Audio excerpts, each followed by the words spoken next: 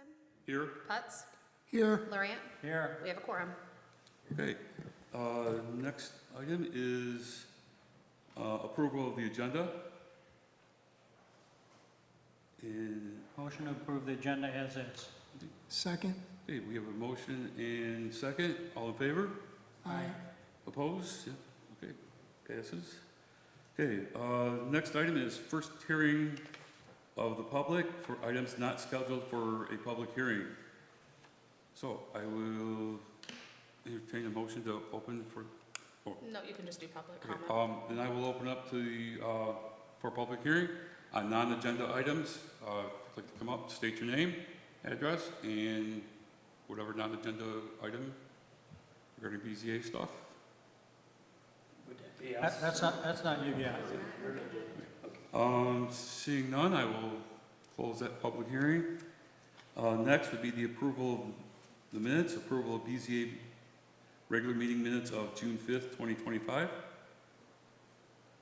Is there a motion? Motion to approve the BZA meetings of June 5th, 2025. I'll second. All in favor? Aye. Opposed? No? Okay, passes. Okay, next will be the BZA preface or handling of appeals. First will be the presentation by the planner of project information. Next will be the presentation of the petitioner. Then receipt of public comments, recommendation of the planner and staff, and then board deliberation and action. Next will be the public hearing A-25-004, 493 Elgin Drive, dimensional variance request. And I will We'll need a motion. entertain a motion to open that public hearing. Motion to open the public hearing. Second. Okay, we have a motion and second. All in favor? Aye. Opposed? No? Okay, we'll, the public hearing is open. Okay, if you have petitioners here to come up and, I'm sorry, I'm going out of order here. I'll have a presentation of the planner. Yes. Good evening, Mr. Chairman, board members. Tonight we're here to consider a dimensional variance request at 493 Elgin Drive. The lot is approximately 6,911 square feet in area and is occupied by an 878 square foot, one-story single-family principal residence, along with a 465 square foot attached rear deck and a 600 square foot detached accessory structure. It's a garage in the front yard. So this lot has a legal non-conforming lot width and area currently. Then the structure itself has a legal non-conforming minimum floor area and a legal non-conforming northern side yard setback. So the applicant is proposing to construct a 485 square foot main addition on the west elevation of the existing principal structure. So that would be in the street or front yard of the site. They are also proposing to construct a 175 square foot porch addition on the south elevation of the principal structure. So that proposed front porch addition on the south is in complete compliance with all required zoning ordinance dimensional requirements. However, the additional square footage, and one other point we want to just point out is that the additional square footage of the created by the addition itself would remove that existing legal non-conforming minimum floor area because, as I mentioned, the house is less than 900 square foot. It's 878. So by having the addition, then the structure becomes legally conforming. However, the reason for our meeting tonight is the fact that the location of this proposed addition on that west elevation in that street front yard is also within the minimum required northern side yard setback. So this addition requires a one variance from that north or side yard setback. Currently, it's the existing distance from the existing structure to the side yard, the side lot line is 2.1 feet. The applicant is proposing to extend a wall in that same direction, but not get any closer to the side yard property line, so it would remain at 2.1. So the applicant is in need of a 2.9 foot variance from the standards. And if you like, I can go right now. I can go over the review criteria. Please. So, as with any dimensional variance, the applicant has to demonstrate compliance with our 5 different review and approval criteria. The first of those criteria being that strict compliance with with these regulations would either prevent the owner from using the property for a permitted purpose, or strict compliance in conformity would be considered unnecessarily burdensome on this proposed project. Now, the site is zoned single-family residential, and it's currently being used as single-family residential, so compliance with the ordinances does not prevent the site from being used. However, conformity, if the applicant were to conform with the minimum 5-foot side yard setback, this would require a reduction in the width of their proposed addition. The addition is proposed to match the existing 24.75 foot width of their existing home. And so, when it comes to that kind of the size and scale of the existing structure, it's not considered, it wouldn't be considered very large or excessive when you consider, when you compare this home to others along the lake, in the lake residential. Conformance would also require a reduction in the size of the rooms in their addition. And then once again, when you're looking at this house and comparing to what's existing within the lake residential district, the proposed room and the addition are modest in nature. They're not very excessive. They have standard features that are necessary of a model home, of a standard modern home, I should say. And then one other thing we point out is that unlike that, the addition will allow them to create hallways that provide full accessibility. The width of the standards would be allow for accessibility in the site for wheelchairs and meet the modern building code. And these rooms are not intended, based on our review, is not intended to appear to be any kind of excessive living area. It's a modest addition to the site. So we believe that compliance with the minimum side yard, it could be construed as unnecessarily burdensome on the property owner by resulting in the addition not being built to modern standards, not having modern standards for a single-family structure. We also look whether the variance would provide them with substantial justice compared to other neighboring property owners. We do believe granting the variance would give substantial relief to the owner of the property, but it would be consistent with the relief granted and the justice provided to other property owners. Once again, when you look at this site comparison to others, it's not being excessive in its demand and its request. It's providing some additional features of a standard single-family home built in the 2020s. And there have been other instances in the village where the structures have been allowed to have an addition in order to at least meet that minimum floor area requirement of the ordinance. They've been granted the ability to do that as well. And as we noted, the other homes in the lake residential area can sometimes be significantly larger than as proposed. So allowing this structure to increase in size would not be inconsistent with the sizes and the justice provided to other owners by having the ability to have a larger home.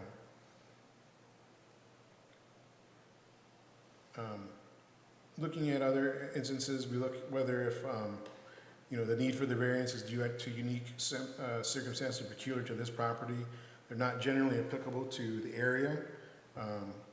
So the need for this variance is due to the width of the lot, but then also the location of the structure in the lot. The width of this lot is not necessarily that much different than others in lake residential. However, a lot of the other lots have structures that were created in compliance with our 5-foot side yard setbacks. This structure is already located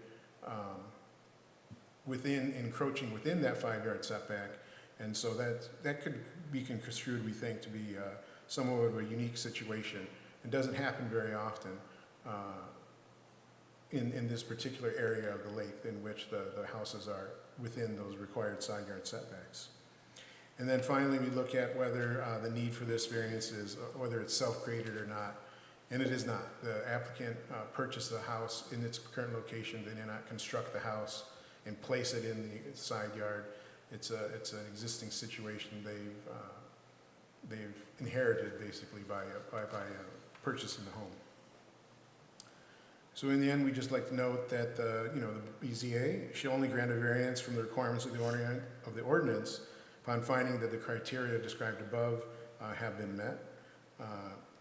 And so we've provided these findings of fact for your consideration. And we would suggest that we find that this proposed development does satisfy those requirements of the ordinance criteria, and we would recommend that the BZA grant the variance as requested based on these noted findings of fact. And I can take any questions at the appropriate time. Okay, thank you. Next, we'll have the presentation of the petitioner. So if the applicant is here, I'd like to come on up and state your name and address and go from there. My name is Michael Gillum, and this is my wife Caroline. We own the house on Elgin Street. And I think Mario's pretty well covered the whole thing. We put a letter in here. We bought the house about 9 years ago. And we've just, over the last 9 years, I've had a stroke. It's getting harder to get through the house. We're wanting to put wider hallways in it, make the rooms a little bit bigger. Wider bedroom? Yeah, a little bit, it was a small cottage at the time. So this addition, the way we had it drawn up, this is our architect right here, it allows us to have that flexibility to move around the house much better. So I guess that's what we're asking. We're not asking to move towards our neighbor's property or anything. The addition will stay on the same line that the current house is on, and it's just heading towards the road, not towards the lake. So it's, so that's, do you have anything that you want to add to it? Yeah, no, we're getting older and helping his stroke, and the bedrooms are tiny, the bathroom's tiny, it's just too hard for him to get in and out and stuff like that. So we just want to make it a modern home that we can end up living in for a long time to come. And just a small addition. Yeah, I think it's under 500 square feet. Yeah, so. so. And it won't make it a big house.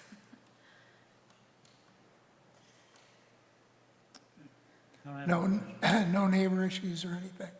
Pardon? Excuse me. You have no issues with the neighbors? Nope, I've already shown them the plans, and Yeah, they've we've had the already- letter sent to them, and everyone's aware of it. Yeah, so. we've talked to our neighbors on both sides. Yep. We get along great with them, no problem.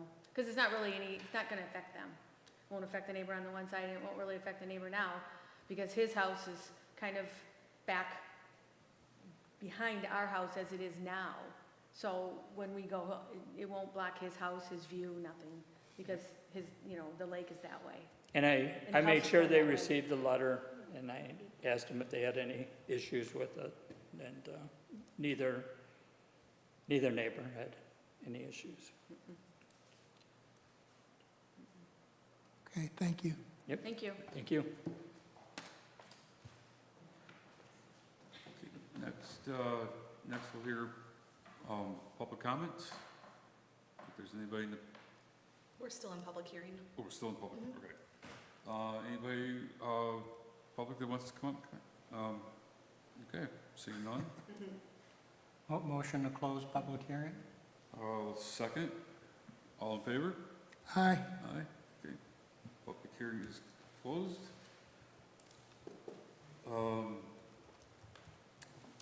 Next item would be action items. A-25-004-493 Elgin Drive, dimensional variance request. We've gone through the presentation of the planner and petitioner, public comments. Motion to approve. I will second that. Any questions or for anybody or to the planner? Any other comments from the planner? None. If none, I'll call for a motion. Is there a motion? There is a motion Oh, already. sorry. Motion and a second already. All we need to do is vote. All right, then there's a motion and a second. If we could specify what the motion is for. Motion to approve. A-25-004-493 Elgin Drive, dimensional variance. Okay, and I'll amend the second to reflect that. Okay, all in favor? Aye. Aye. Aye. Opposed? Motion passes. You are good to go. Good, thank you. Okay.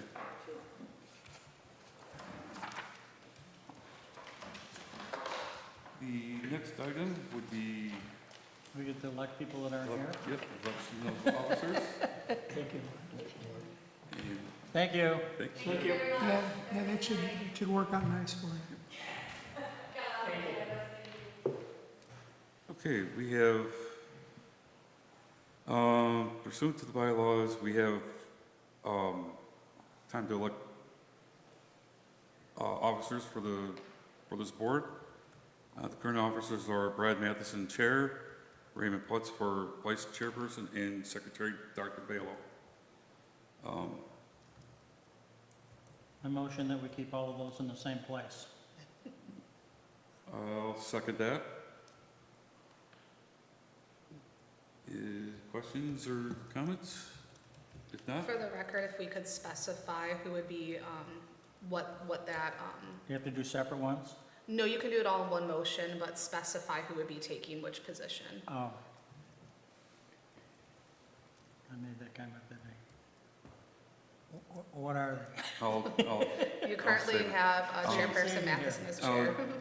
Brad Matheson for Chair, Raymond Putz for Vice Chair, and Dr. Breton Balo for Secretary. Second. Third. Okay, we have a motion and second. All in favor? Aye. Aye. Opposed? Okay, motion passes. Let's see, second hearing to the public.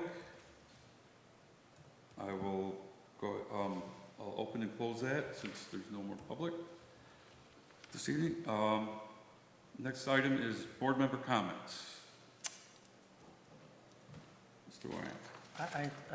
The only thing that I'm thinking about some projects that are happening on the lake. There's the restaurant wants to put in a 85-foot dock into the lake, which might be coming our way. It was approved by Eagle, but it has not been approved by the village. There's a lot of things still standing out there, but you guys should be aware of that. Mario? Yeah, Commissioner, if I may address that for you. We have done some, the administration has done some research into this. I've looked into this.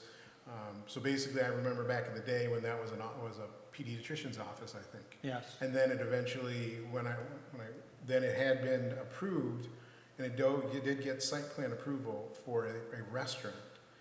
That approval was specifically only for a restaurant. Even though that other operator did eventually put in docks, they did not have local zoning approval. Now with this new operator, Waterside Social, on the site, the restaurant use could continue. However, they don't have any pre-existing special land use for the docks. Within the mixed-use zoning district, special land use is required for any type of marina or dock. So in this particular case, if the current property owner wants to have the docks, they will have to apply for special land use from the Planning Commission to determine if that's allowed. And the good thing is the Eagle permit specifically states that the applicant shall comply with all local zoning ordinances, Yes. local ordinances. So the good thing is that that's part of the process. And they will, I will be informing them of that process. And I'm, having spoken with the owners about other issues, I believe they will go through the proper channels to do that. And as a side note, if I may, one of the other aspects of Waterside Social was they have done some improvements to the site. In addition, it came during building permit review from a previous permit, and then code enforcement follow-up, that the applicant has constructed a pergola within the required 25-foot waterfront setback. So the applicant has submitted sufficient enough information now for a variance. So they will be coming to you next month for a variance from the 25-foot requirement of the waterfront. So that will be on your agenda next month. Did we fix the problem with the bar too? That'll be part of it. That'll be part of the issue, because what it is they built the bar and then they built the pergola even closer to the water. So the dimensional variance will be, I can't remember the exact dimension, so I won't provide it tonight, but it got closer to the water than the bar. So they're asking for consideration for both those types. Thank you for the great update. Okay, anything else? That's it. I, Ms. Brooks? I guess I have a question, kind of follow on to that. We meet so infrequently, I sort of forget things. But there was an effort to start updating the planning book, Yep. plan. Do you remember? The bylaws? Like the updating, the planning, all the planning works? Or we're just not getting an update from planning each month? No, we were interested in getting that, but one of the things kind of fell into this was I had put into that planning document, looking at changing how the setbacks, Oh, I remember that. Yeah. yeah, and it, I don't think planning ever saw that. okay, never got that far. I don't recall off the top of my head seeing that recently, but we can speak and I can communicate with you about that. And if you can find that document, maybe we can bring that up again and see those recommendations. Yeah, I can see if I can find it, because I guess some of the issues I have with, as I'm watching the houses move closer to the water, and what I know from coworkers, I work for Oakland County, and talking to my coworkers about it, water resource, and that as we move closer to the water, there's less room for runoff, and that, and some other lakes like Union Lake have had issues with E. coli and stuff. And when you look at that, they're built right up to the lake. And that, so it doesn't allow good drainage and issues like that. So I had just those concerns. Pull If that I up could again, let's look at it. Yeah, if I can speak to that, actually, I got update on that as well with regards to the engineering standards for the village. Prior to my being here, the administration, Darwin and Gage were working on, and the village engineer, Nork and Frost, Wendy, they've been updating the engineering design standards. They developed a design book and making recommendations to changes to the ordinances, and most appropriately with regards to this would be that in certain instances, single-family homes that are doing additions would then be required to adhere to and deal with certain engineering standards related to stormwater, relating to treatment of that water, and making sure that the runoff is controlled. So that's something that the design standards were created. That second step, and what they're going through right now, is amending the existing ordinances. We have two somewhat conflicting ordinances on the books right now, and they're going to be proposing amendments that will be brought to council that will amend that language and then make these new design standard booklet as part of the ordinances, so then people would have to comply with that. There are only specific instances which it'll work, but you know, the administration felt that it's a proper way to begin to introduce this issue, especially when it comes to new structures. And actually, I had a conversation with the village engineer, and we were talking about some of the various new structures, how they may be going in, and then also even things about the retaining walls and like how, you know, sometimes you have our steep, you know, we have some steep slopes on off certain roads, and looking at seeing if the village wants to have the discussion and concern about, yes, the existing structures, when eventually they come in and when they're designed, they comply with our height requirement, but the amount of retaining walls being created and then the overall effect of the mass and scale of a new structure to existing structures, that, you know, that upsets basic things like, you know, access to light and air, but also once again, it's the mass and scale of the wall. Yes, technically they meet the height requirement because of the average grade. Yes, they meet the setback requirements unless they get a variance. But we were just curious how the village might, if the village wanted to start talking about ways in which to address it. So, you know, that relationship between lots. So there's just some other things. So it might be related to what you brought up, but we can see if those address it, and if not, we can move forward with changing it. One of the issues I had is down the street a ways from me, the houses are all older, and they're all far back off the lake. There's like a 100-foot house here, off setback, 100-foot house here. Mm-hmm. And then somebody built a giant house in the middle that's 25 feet. And what I had written up and put in the suggestion box, or whatever it was called at the time, the document, you know, was where, I forgot what they called it, where you add up all three, you add up the one side and the other side, and divide by 2, and that's the setback for the house. Yeah, a lot of communities do have that, not only on like a lake situation, but even, and actually we have it here in the village right now, in the village residential, on this side of the town, we have what's called the established residential building pattern. So we have our originally older historic platted homes that don't all necessarily, like if we had like a standard 30-foot or 25-foot setback, it wouldn't always necessarily reflect the historic structures. So yeah, something like that where you take, and sometimes right now the way it works is we take the entire block in the village, we take the average of those setbacks off of the road, and then that's the build to line for well, I can't recall if it's just the setback line or build to line, but yeah, well no, there is some type of relationship plus or minus of that. So yeah, that's something that's possible to consider, I guess, on the waterfront. We hadn't thought about that, but that's something that could be transferred over to the other side of town. Yeah, I can take a look. I gave all the stuff to Gage I had, I thought, but I'll take a look, see what I have, because I wrote it all up. You didn't put it in your computer? Don't remember? I don't remember. But I'm sure I have a copy of it somewhere. I generally keep that stuff.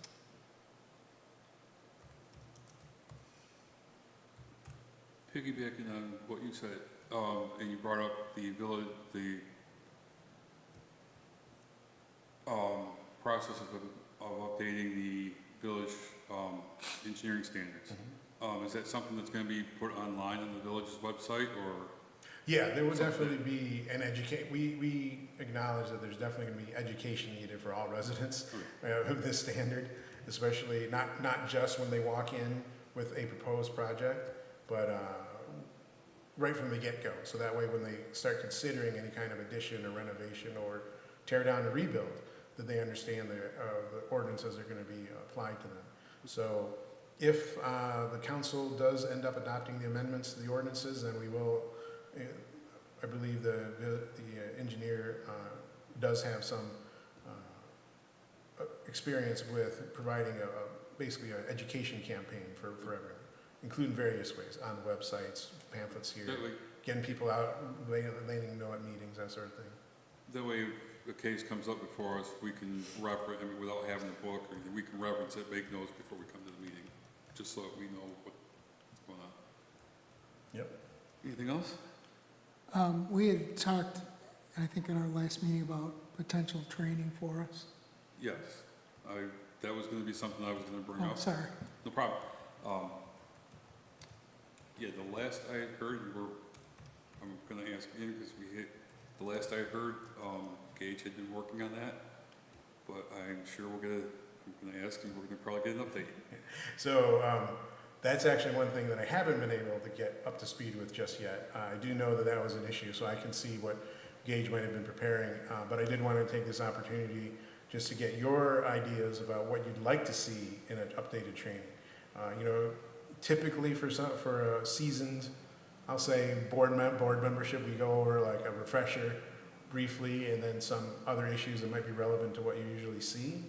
But I wasn't sure if there was something specific you might be interested in that you'd like to hear about, or anything like that.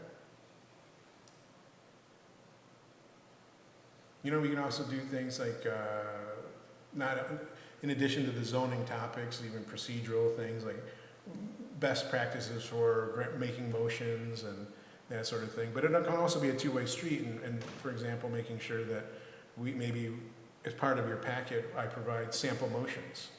And usually whenever we do that, we do a sample motion for approval, a sample motion for denial, and then we'll table as the third option. But that way, and we don't, you know, it's intended to be a guide for you. It's not filled out completely. You would have to include the findings of fact. Planning Commission has that. Yeah, so we could do that for you as well, and then you'd have Yeah, we had that ability to too. findings of fact.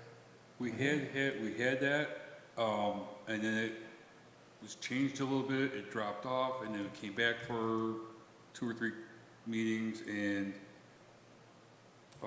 we haven't seen, in fact, that was just. We'd like to have that, Yeah, that that, on there. Yep, I'll make sure to include that from now on. there might be, going back 3 planners ago, I think that planner had a sample copy with the appropriate blanks, case blank. So, yeah, that'd be something that, It's in the planning staff, yeah, we used so to. we can just do that. Yep, we can do that. If you're all set, I guess comments for me, I don't have either. Glad to see what members showed up. Gets to be like, okay, are we ever gonna do we have a BZA anymore? The other thing I had, and I'm not sure that anybody else could tell me, but we used to get, this little Michigan planning, and this one, I don't know how I ended up keeping it, but it's from 2016. Shows how far back I go. But I haven't seen anything like this since, and I know all the board members used to get it, even though we That'd only. be nice. That'd be nice. Yeah. You still get this? No, I don't get that. Yeah, I don't know if the village decided not to sign us up again, or they just quit, but this is Michigan Planner, a publication of the Michigan chapter of American Planning Association. Or maybe it's something that we get directed to an online spot for it. Yeah, Right.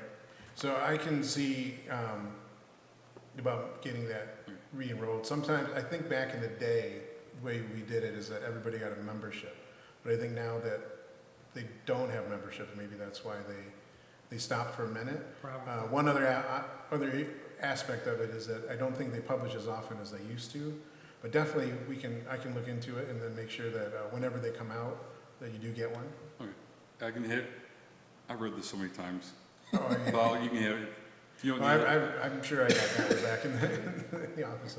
Other than that, the only other thing that, going back to your immediate predecessor, was tweaking the agenda format, but we need to visit the bylaws, and that's something that, I mean, it's not critical at this time, but it was just something that we had started talking about the previous planner. Yep, okay. But we can get together afterwards and Yeah, absolutely. get started with that. So otherwise, I have nothing left. You have anything else? Nope, nothing at this time. Then if nothing else, I will entertain a motion to, Motion to adjourn. Second, all right, we have a motion and a second. All in favor? Aye. aye. Opposed? All right. Meeting's adjourned.